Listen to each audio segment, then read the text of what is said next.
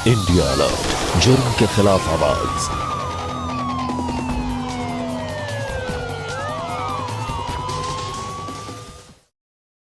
तंबाकू सेवन से कैंसर, दिल का दौरा, फेफड़ों के रोग जैसी कई जानलेवा बीमारियां होती हैं।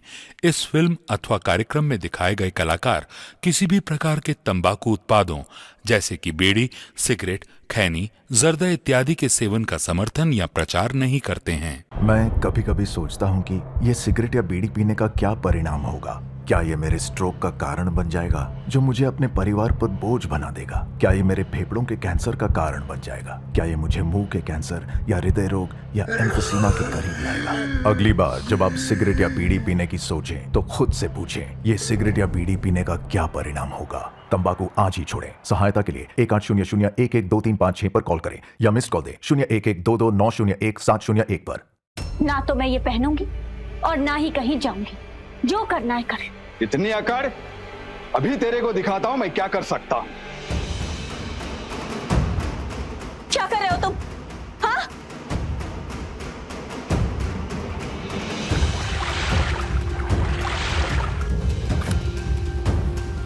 नहीं! हाँ?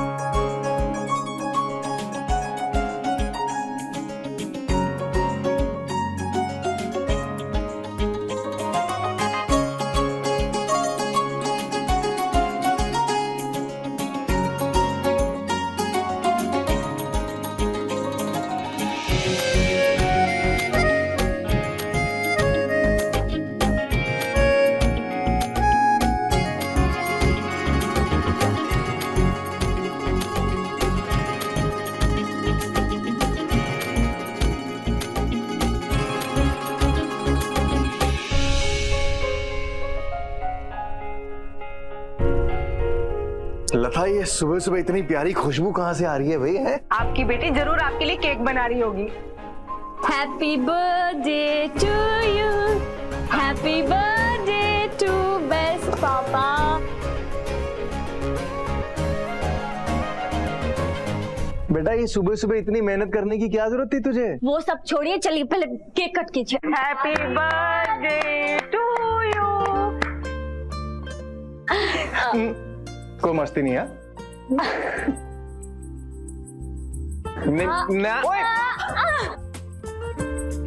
लेकिन बेटा केक बहुत स्वादिष्ट है। पर इतनी मेहनत करने की क्या जरूरत थी? कैसे नहीं करती? मेरे पापा का बर्थडे किसी फेस्टिवल से कम थोड़े ना है। हाँ,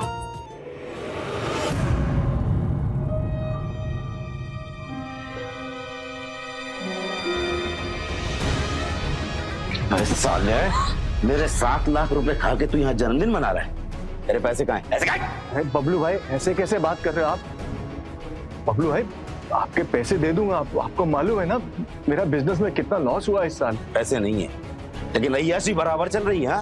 केक बनाने के लिए घर में ओवन है, टीवी है, गहने, सबके लिए पैसा है, लेकिन मेरी उधारी चुकाने के लिए तेरे पास पैसा नहीं है। ये घर में जितना भी कीमती सामान है सब उठा लो। अरे बबलू भाई, ये क्या बोल रहे हैं आप समझने की कोशिश तो करो। अरे ये क्या, उनको मना करो ना बबलू भाई। अरे भैया रुको। अरे रख, समझ बात को। Time is money. इस बार तो सिर्फ घर का सामान ले जा रहा हूँ। अगली बार आया और अगर पैसे नहीं मिले ना तो तेरी ये जवान बेटी है ना, इसको ले जाकर कोठे पर बिठा दूंगा। और फिर तूने जितना पैसा लिया ना उससे दोगुना वसूल करूंगा, समझा ना? समझा? चलो रे।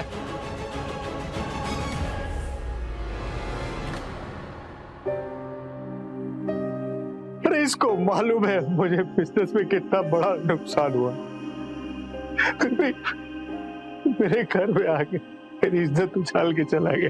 मैं दूंगा नहीं केक पैसा। आप रोइए मत, सब ठीक हो जाएगा। हाँ।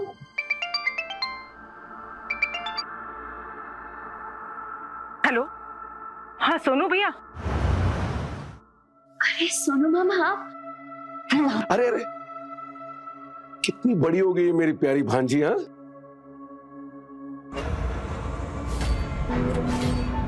बेटा तुम तो दिन ब दिन निखरती जा रही हो।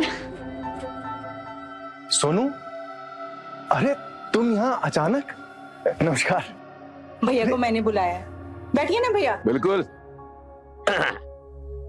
भैया प्रज्ञा के लिए नौकरी लेकर आए हैं।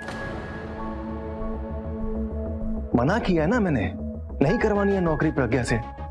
आपको तो पता है ना वो गुंडा बबलू क्या धमकी देकर गया। अगर हमने उसके पैसे नहीं लौटाए तो वो हमारी प्रज्ञा के साथ क्या करेगा। अरे ऐसे कैसे? अरे जीजा जी, अरे कोई बात नहीं, आप भरोसा रखिए मुझ पे। मैंने प्रज्ञा के लिए बहुत अच्छी नौकरी ढूंढी है। मैं प्रज्ञा की नौकरी के खिलाफ नहीं हूँ, लेकिन सुनो, मुंबई बहुत बड़ा शहर है और मेरी बच्ची आज तक। अरे जीजा जी, इसका भी हल है मेरे पास। मैंने जो आपको होटल बताया ना मुंबई का, उसकी एक शाखा है लखनऊ में, वहां पे नौकरी लगवा देंगे। अमेठी से ज्यादा दूर भी नहीं है। सच भैया, से लखनऊ में भी नौकरी मिल सकती है? हाँ बिल्कुल। और अपने वो बाजू के गली वाले जो माथुर साहब है ना, उनकी बेटी बिंदिया, वो भी नौकरी की तलाश कर रही है। तो मैं सोच रहा हूँ कि प्रज्ञा और बिंदिया की नौकरी एक साथ ही लगवा दूंगा वहां। क्यों? देखिए, अब तो मान जाइए ना। ठीक है, अगर प्रज्ञा को ये नौकरी मंजूर है तो मुझे इसके लखनऊ जाने में कोई एतराज नहीं है। ठीक है फिर। पहले बेटा तुम बोलो। पापा, मुझे लगता है कि मुझे वहां जाना चाहिए। मैं आपका हाथ बटाना चाहती हूँ।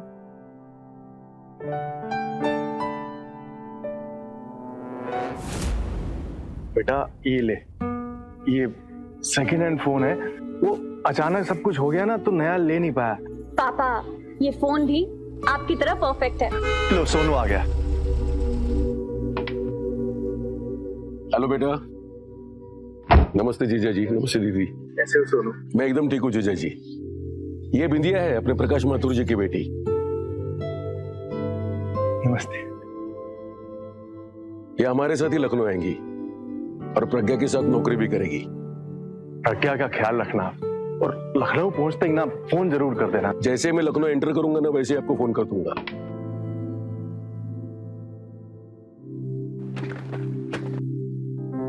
प्रज्ञा बेटा, अपना ख्याल रखना। हाँ पापा, और आप लोग भी अपना ध्यान रखना। हाँ।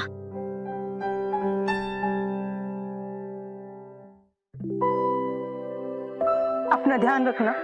चलो, अभी देरी हो रही है। चलो चलो बैठो। चलो जीजा जी, चलता हूँ। दीदी,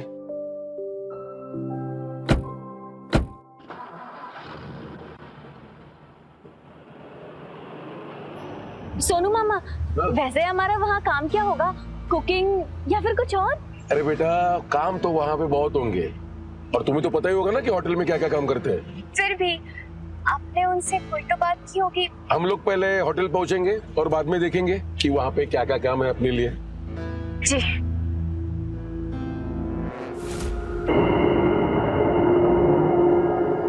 अरे मैं तो भूल ही गया, ले लो। लाइए।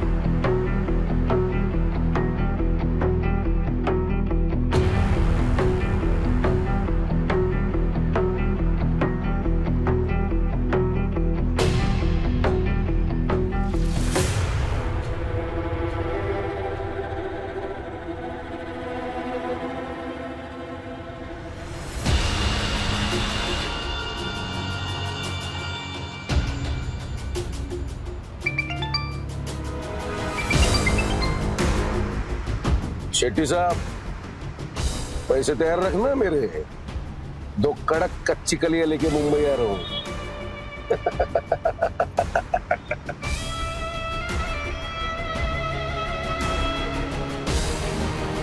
आप सोनू भाई हो ना? हाँ बोलो, बोलो ना क्या काम है। मेरी आर्थिक हालत बिल्कुल ठीक नहीं है, पैसे की बहुत जरूरत है। आप क्या कर सकती है पैसों के लिए? मुंबई में किसी डांस बार में नाचना, सब करने के लिए तैयार हूँ, बस काम दिला दो।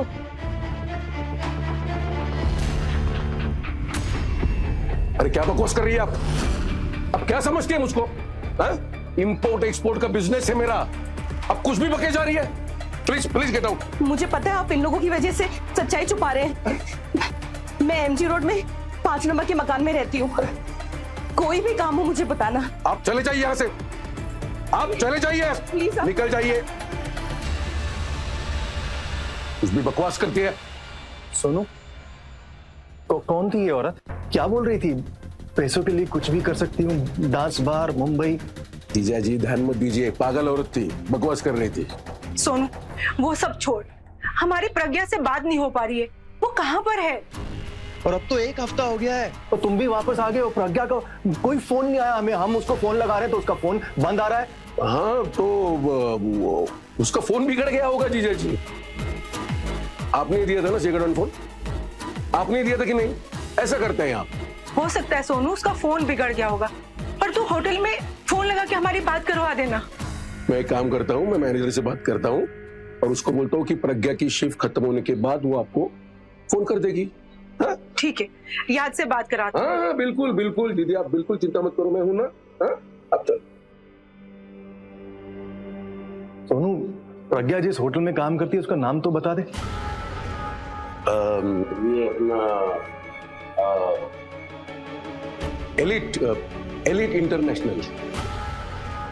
एलिट। तो नाम बताने में इतनी देर क्यों लगी?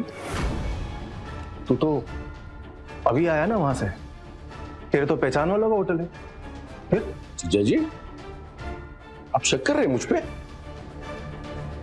दीदी आप ही आई थी ना मेरे पास कि प्रज्ञा को नौकरी लगवाओ, और अभी आप ही सवाल पे सवाल किए जा रहे हैं। ऐसी कोई बात नहीं, बस वो तेरे जीजे परेशान है।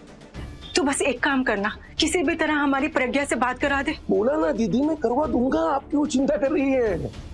हाँ आप जाइए घर पे, जाइए, मैं हूं ना, चलिए ना।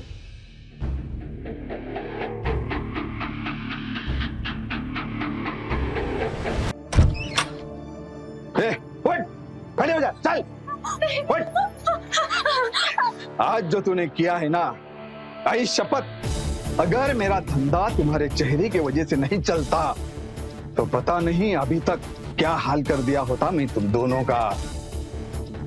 ये दीपा, इन दोनों को अच्छे से समझा दे, शेट्टी भाई की बात ना मानने का अंजाम क्या होता है। देखो तुम दोनों, पहले तो ये रोना धोना बंद करो, समझी? और मेरी एक बात गांठ बांध लो, तुम्हारी बाकी की जिंदगी यहीं कटने वाली है। यहाँ जितने भी मर्द आएंगे उनको खुश करना तुम दोनों का काम है, और यहाँ से भागने की तो सोचना भी मत। आज तक यहाँ से जितनी भी लड़कियां भागी है सब पकड़ी गई हैं, लेकिन उनमें से कोई आज तक जिंदा नहीं बची है। तुम्हारे भले के लिए तुम्हें समझा रही हूँ, जिंदा रहना है तो जैसा शेट्टी बोले वैसा करो, समझी? चाहे कुछ भी हो जाए, हमें यहाँ से निकलना होगा। मैं मर जाऊंगी लेकिन यहाँ कभी नहीं रहूंगी। लेकिन तू देख रही है ना, हमारी फोन इनके पास है, हमारे दरवाजे के बाहर इतने सारे बॉडीगार्ड और तार। हम जब सो रहे जाते तो वो शेट्टी हमारा दरवाजा बाहर से लॉक करता है, हम कैसे निकलेंगे?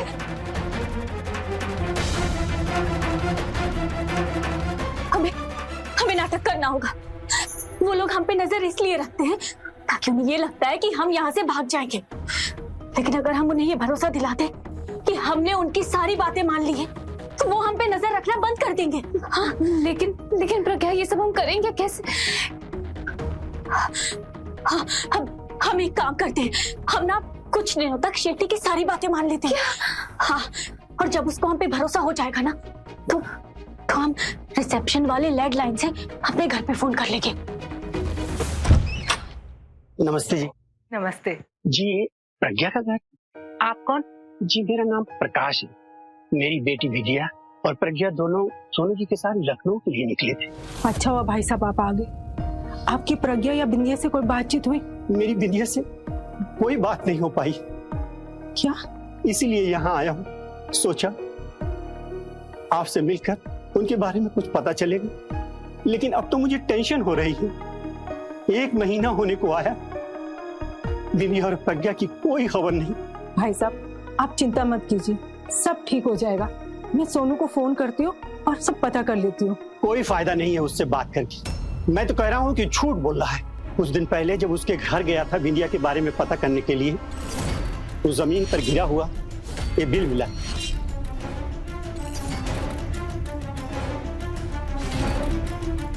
ये तो मुंबई के किसी होटल का बिल है। जी हाँ। मतलब वो तो लखनऊ ही गया था, तो ये मुंबई के होटल का बिल कैसे? कहीं ऐसा तो नहीं सोनू उन्हें मुंबई ले गया हो?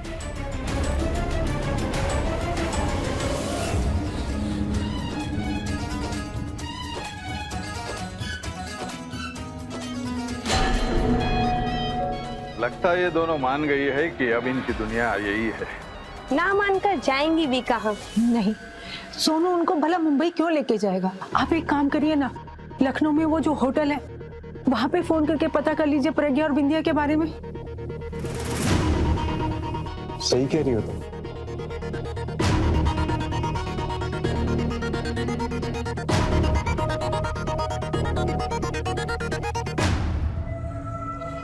Hello, elite international hotel. Hello जी, क्या मदद कर सकती हूँ मैं आपकी? जी मैं मोहन बोल रहा हूँ, प्रज्ञा का पिता। मेरी बेटी ने आपका होटल ज्वाइन किया है। वो केक और पेस्ट्रीज बहुत अच्छी बनाती है। साथ में उसकी एक फ्रेंड भी है विंध्या, उन दोनों ने ज्वाइन किया है। क्या आप मेरी उनसे बात करवा सकते हैं? सॉरी सर, हमारे होटल में प्रज्ञा और बिंदा नाम की कोई लड़की काम नहीं करती है। पिछले 6 महीने से किसी भी नए इंसान को नौकरी नहीं। इसका मतलब है सोनू झूठ बोल रहा था।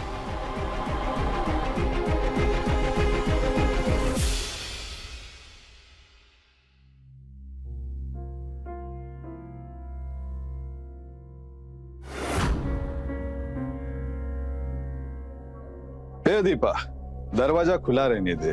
अब ये लड़कियां यहाँ से भागेगी नहीं। आप भी ना शेट्टी भाई, बहुत जल्दी विश्वास कर लेते हो सब पर। अरे भागेगी भी तो जाएगी कहाँ?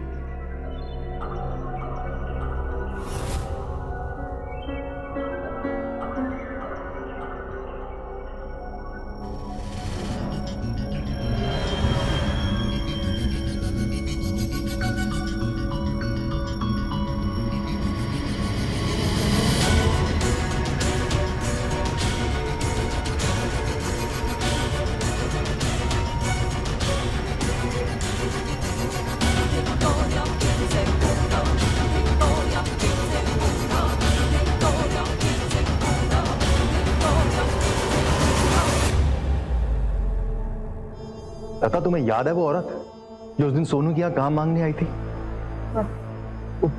वो कह रही थी कि सोनू लड़कियां सप्लाई करने का धंधा करता है, उनको डांस बार में मुंबई में कहीं भेज देता है। अब सोनू पे शक कर रहे हैं? वो प्रज्ञा का मामा है। लता, चाहता मैं भी हूं कि मेरा शक गलत निकले, लेकिन जो सुनाई दे रहा है और जो दिखाई दे रहा है, दोनों में फर्क है। सोनू जरूर कुछ ना कुछ छुपा रहा है। लता, क्यों ना हम उस औरत के घर जाकर पता लगाए? अब हमें जो कुछ करना होगा खुद ही करना होगा। ये सोनू को पता तक नहीं लगना चाहिए कि हम क्या करने वाले हैं, वरना वो सतर्क हो जाएगा और हमारी बच्चियां हमें कभी नहीं मिलेंगी। सोनू के खिलाफ सारे सबूत अब हमें खुद ही इकट्ठा करने होंगे। चलिए।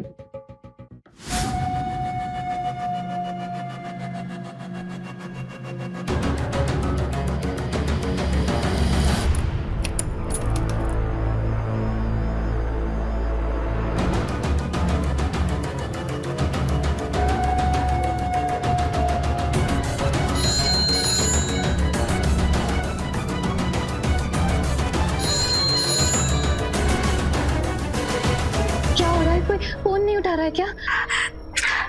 कोई फोन ही नहीं उठा रहा। प्लीज को कॉल करे क्या? हाँ उठाइए।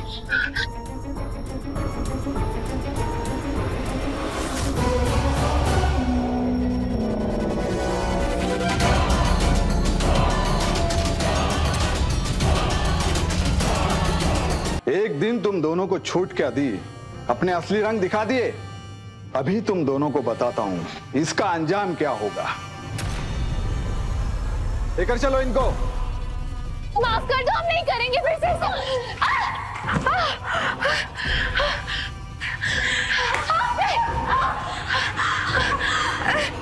ऐसा मत करो, हमें छोड़ दो। क्या बिगाड़ा हमने तुम्हारा? नहीं, मत करो, जाने दो हमें, मत करो ऐसा। आज तुम दोनों कच्ची कलियों को जवानी क्या होती है मैं दिखाता हूं।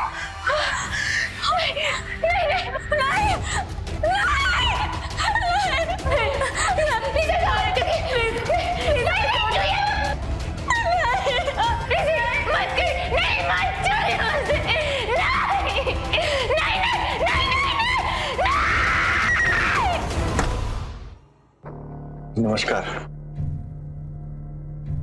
जी। आप लोग माफी चाहते हैं इस वक्त आने के लिए। सोनू के बारे में बातचीत करनी थी, अगर आप बुरा ना माने तो। आइए।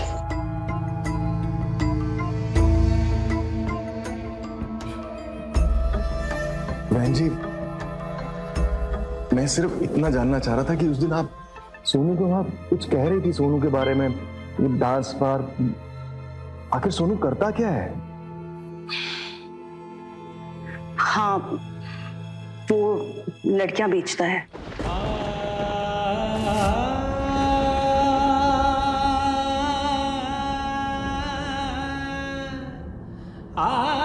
क्या कह रही हैं आप? वो छोटे शहरों की लड़कियों को मुंबई भेजता है। कोठा, डांस बार, हर जगह उसकी पहचान है। ओ मेरी प्रज्ञा, नहीं, मुझसे दूर रहना। नहीं नहीं नहीं, मुझसे दूर रहना। नसीब मत आना। नहीं नहीं नहीं नहीं नहीं नहीं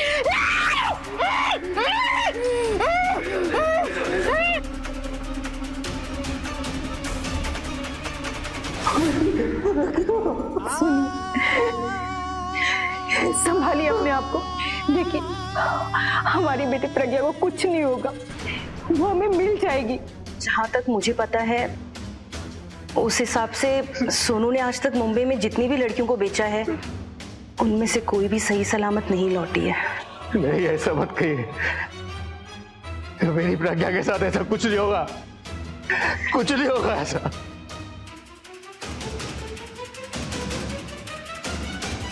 ये तो कुछ भी नहीं था। अगर अगली बार ऐसा कुछ करने का सोचा भी तो पूरा बाजार छोड़ दूंगा तुम दोनों पर।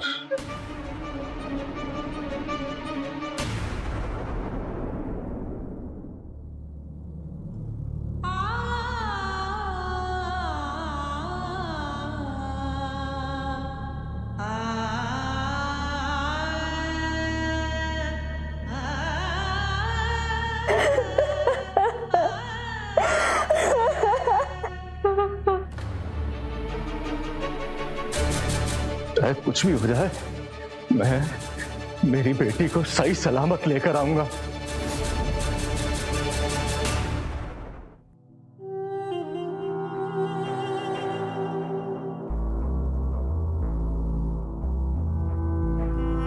नमस्कार, मेरा नाम मोहन है। जी कहिए, मैं आपकी क्या मदद कर सकता हूँ? ये 2 बच्चियां हैं।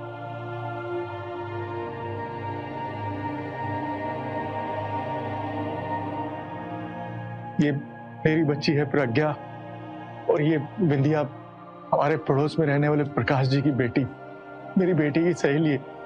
दोनों लापता है सर, मिल नहीं रही बच्चियां। काले, यस सर। अपने सारे खबरियों को इन्फॉर्म करो और पता लगाओ कि पिछले 1 महीने के अंदर मुंबई के किस किस बार में इन लड़कियों की एंट्री हुई है। Okay sir. देखिए मोहन जी, आपको पुलिस के ऊपर भरोसा रखना होगा। मैं भी चाहता हूं मैं अपनी बच्चियों को ढूंढने में आपकी मदद करूं। आप मुझे बताएं मैं क्या कर सकता हूं। अगर आप हमारी मदद करना ही चाहते हैं तो बिल्कुल कीजिए। और मैं तो चाहता हूं कि आप मुंबई के सभी बार में जाइए लेकिन ऐसे दुखी पिता की तरह नहीं। आपको वहां कस्टमर बन के जाना होगा, जैसे बार में बाकी के कस्टमर्स आते हैं। मैं कभी कभी सोचता हूँ कि ये सिगरेट या बीड़ी पीने का क्या परिणाम होगा। क्या ये मेरे स्ट्रोक का कारण बन जाएगा जो मुझे अपने परिवार पर बोझ बना देगा? क्या ये मेरे फेफड़ों के कैंसर का कारण बन जाएगा? क्या ये मुझे मुंह के कैंसर या हृदय रोग या एम्फीसीमा के करीब लाएगा? अगली बार जब आप सिगरेट या बीड़ी पीने की सोचें तो खुद से पूछें, ये सिगरेट या बीड़ी पीने का क्या परिणाम होगा? तंबाकू आज ही छोड़ें। सहायता के लिए 1800-112356 पर कॉल करें या मिस्ड कॉल दें 01122901-701 पर। क्या बात है, आज उन दोनों लड़कियों का सुबह से मुंह उतरा हुआ है। कल रात दोनों ने भागने की कोशिश की थी, सबक सिखाया तो रो रही है। जब दो जान पहचान वाली लड़कियां एक साथ आती है ना, तो उनको ट्रेनिंग देने में टाइम लगता है, लेकिन अकेली लड़की की हिम्मत तोड़ने में ज्यादा टाइम नहीं लगता। तो दोनों में से एक को भेज देता हूँ। वो अपने शालीन भाई है ना, वो अपने कोठे के लिए लड़कियां ढूंढ रहा है।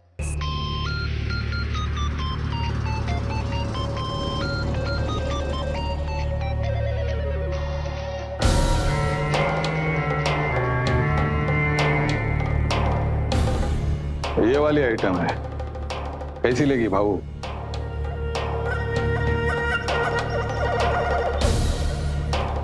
माल तो एकदम कड़क है भाऊ। ओके डन, ले चलो इसे। नहीं नहीं नहीं, मुझे नहीं जाना। नहीं, मुझे नहीं जाना। कहाँ ले जा रहे हो? कहाँ ले जा रहे हो? मेरी बात सुनो, मैं कह रही हूँ कि रोना बनकर, ये तुम दोनों की होशियारी का ही नतीजा है। दिन भर अब तू काम करेगी और रात को डांस, समझी? तुम लोग क्या देख रही हो? तैयार हो, कस्टमर बहुत है बाहर।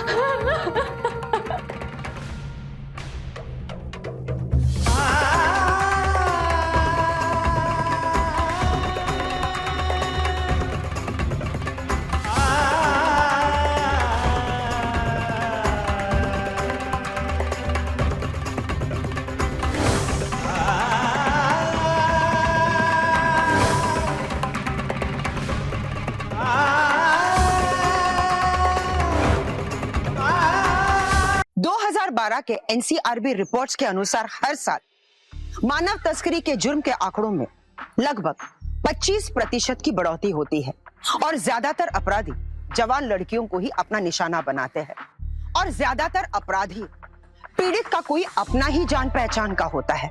ये लड़कियां मुसीबत के दलदल में इस कदर फंस जाती है जहां से बाहर निकलना उनके लिए बहुत ही मुश्किल हो जाता है। अब देखना यह है कि क्राइम रिकॉर्ड्स के आंकड़ों में ये सिर्फ नंबर बनकर रह जाती है या एक पिता का प्यार उन्हें इस मुश्किल से बाहर निकाल सकेगा। चलिए देखते हैं।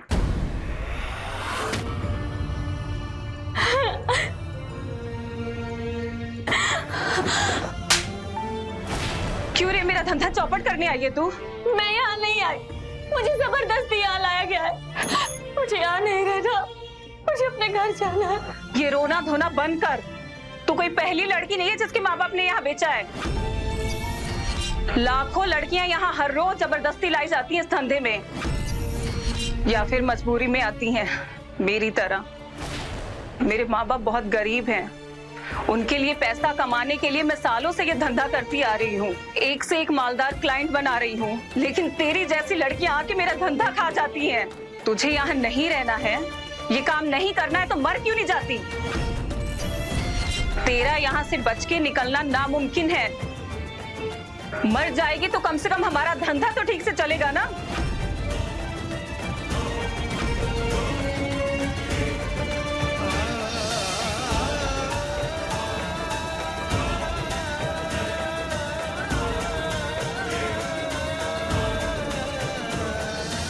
प्राचीन कथाओं की तरह आज के कलियुग में ना ही राक्षसों के सिर पर सिंह होते हैं और ना ही उनका हुलिया डरावना होता है। बाहर से देखने में वो आपके और हमारी तरह बिल्कुल सामान्य लगते हैं। विंध्या के बिना अब प्रज्ञा की हिम्मत टूटने लगी। अब उसके दिमाग में आत्महत्या करने के ख्याल आ रहे थे। वो इस बात से बिल्कुल अनजान थी कि उसके पिता मोहन उसे पागलों की तरह ढूंढ रहे थे। अब देखना यह है कि क्या समय रहते मोहन अपनी बेटी को बचा सकेगा।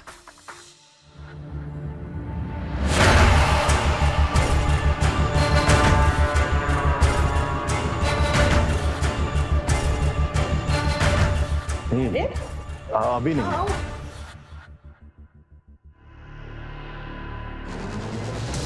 हो मियाँ, नए हो?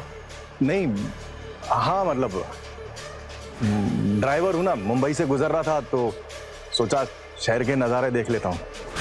सिर्फ देखने आए हो, कुछ करोगे भी? हाँ करूँगा ना, पर मेरे को एकदम कड़क लड़की चाहिए, कम उम्र की, 19-20 साल की, जो भी यहाँ आपके सबसे छोटी उम्र की हो ना, वो चाहिए। क्या बात है मियाँ, शक्ल से तो बड़े शरीफ लगते हो, अंदर से बड़े रंगीन हो आप तो। हाँ वो हूँ। जाओ अंदर और खुद अपने लिए माल पसंद कर लो। शुक्रिया। चलेगा क्या चिकने? रुकना।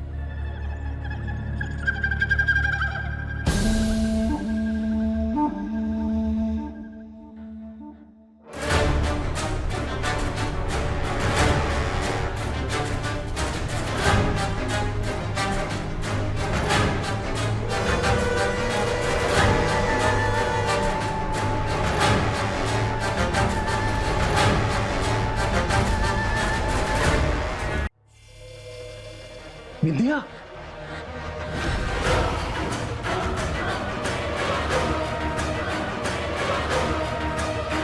बेटा मैं हूं प्रज्ञा का पापा। आंखें खोलो बेटा, बेटा मैं तुम्हें लेने आया हूं। विद्या,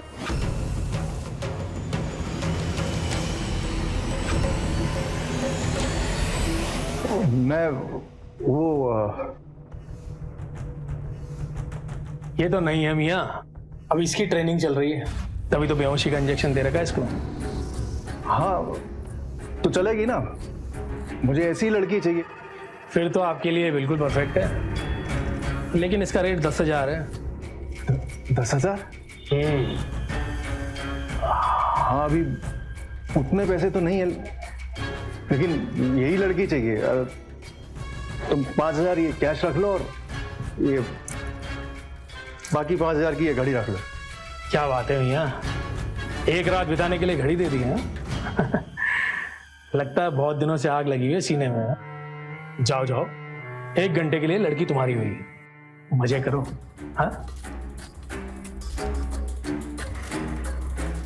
आग तो सीने में लगी है।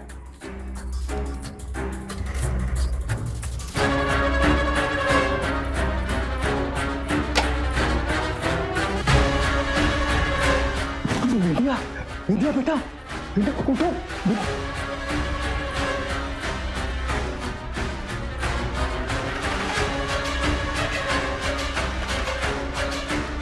हेलो सर, मैं मोहन। सर मुझे विद्या का पता लग गया है। बोल साले, कहाँ मिली तुझे लड़की? क्या साहब, आप भी उस लड़की के पीछे पड़े हो? साहब आप बोलो तो उसके जैसी 10-12 लड़कियां और ला दूं आपके लिए। क्या बोला? ऐसी 10-12 लड़कियां और लाकर देगा? हाँ जाकर बोल उसके बाप को, जो अपनी बेटी के घर वापस आने की राह देख रहा है, लाके दे सकता है? बताता कि दूं? बताता हूँ सर, सब बताता हूँ सर। शेट्टी अन्ना चांदनी बार चलाता है, मैंने 5 लाख रुपए में बिंदिया को उसी से खरीदा था।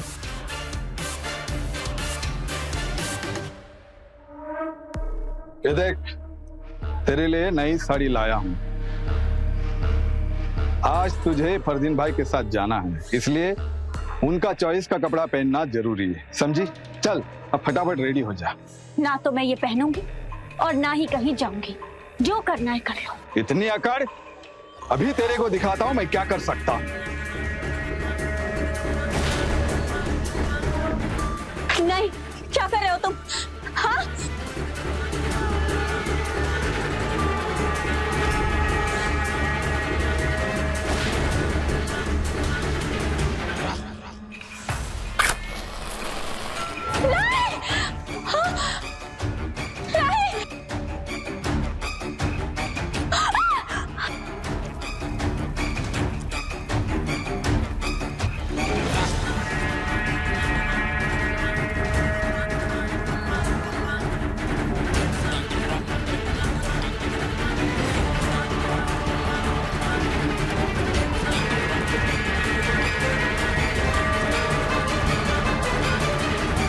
अब ये नाटक बंद कर और जल्दी से तैयार हो जा, समझी?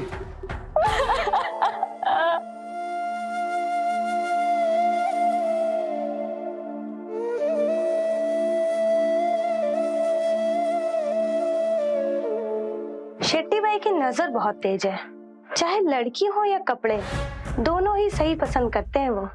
चल अब काम जल्दी जल्दी खत्म कर, परदीन सेठ आते होंगे। तेरा यहाँ से बच के निकलना नामुमकिन है। तुझे यहाँ नहीं रहना है, ये काम नहीं करना है तो मर क्यों नहीं जाती? इसने तो जहर खा लिया, अगर इसको हॉस्पिटल नहीं ले गए तो मर जाएगी। अरे मरती है तो मरने दे, कोई फर्क नहीं पड़ता। धंधा रहेगा तो इस जैसी और लड़कियां आएंगी। इसको बचाने के बारे में नहीं, इसको छुपाने के बारे में सोच। चल उठा।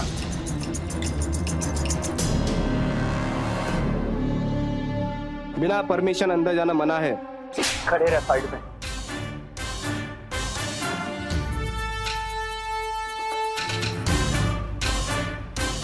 ये लड़की देख रहे हो?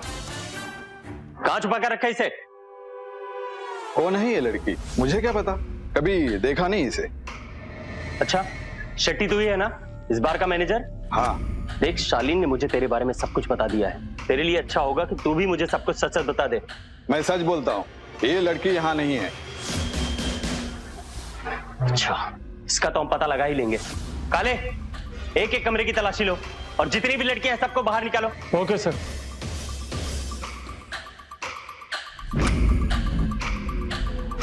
देख शेट सर, सारी लड़कियां मिल गई लेकिन प्रज्ञा नहीं मिली। देख लिया, यहाँ प्रज्ञा नाम की कोई लड़की नहीं।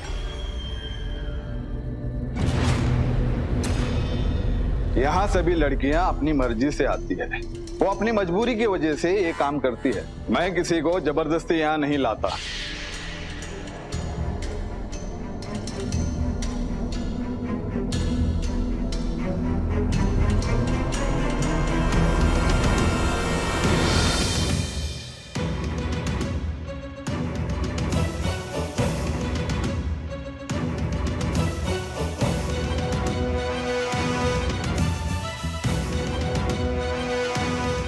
प्रज्ञा, इंस्पेक्टर साहब प्रज्ञा यही है। ये देखिए, मेरी प्रज्ञा यही है। ऐसा कपकेक सिर्फ मेरी बेटी बनाती, ऐसा कपकेक और कोई नहीं बना सकती। वो जब भी केक बनाती थी ना तो ऊपर ऐसे मेरा नाम लिखती थी। ये केक इस बात का सबूत है इंस्पेक्टर साहब, प्रज्ञा यही है। पूछिए इंस्पेक्टर साहब इससे। चट्टी, ये हो क्या रहा? अभी इस केक को सबूत बनाओगे इंस्पेक्टर? आपके हाथ जोड़ता हूं, मेरी बच्ची मुझे दे। अरे बोला ना तेरे को वो यहाँ नहीं है।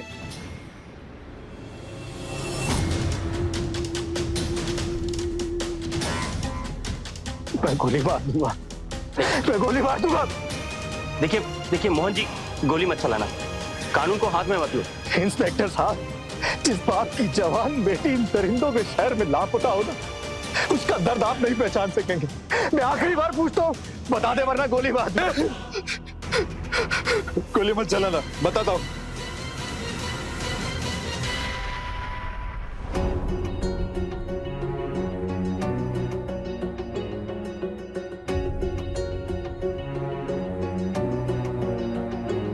प्रज्ञा, मेरा बेटा, बेटा बेटा आंखें खोल। प्रज्ञा, बेटा, प्रज्ञा।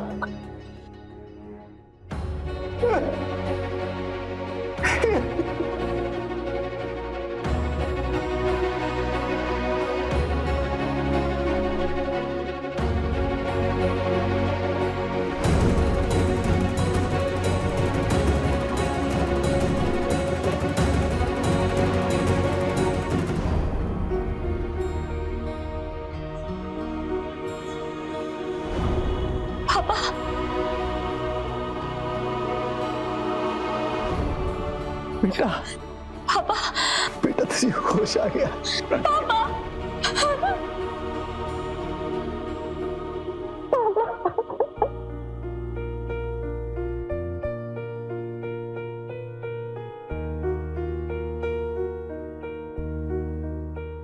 लड़कियों को किडनैप करके उनका सौदा करना सिर्फ अपराध ही नहीं, बल्कि एक संगठित व्यवसाय यानी कि ऑर्गेनाइज्ड क्राइम है, इसके खिलाफ लड़ने के लिए सरकार ने सख्त कानून बनाए हैं और साथ साथ कई एनजीओज और एक्टिविस्ट भी है जो इन लड़कियों को इस जुर्म के दुनिया से बाहर निकालकर उन्हें ट्रेनिंग देकर अपने ही पैरों पर खड़े होने के लायक बना रहे हैं।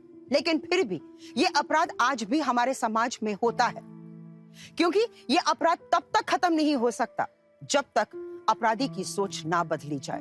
लेकिन जहां सोनू जैसे लोग हैं, वहीं दूसरी तरफ मोहन जैसे पिता है जो अपनी बेटी को बचाने के लिए किसी भी हद तक जा सकते हैं। मैं सुधा चंदन आपसे विदा लेती हूं। अगले एपिसोड में हमारी मुलाकात होगी एक नई और सच्ची घटना के साथ। तब तक देखते रहिए क्राइम अलर्ट, जुर्म के खिलाफ आवाज।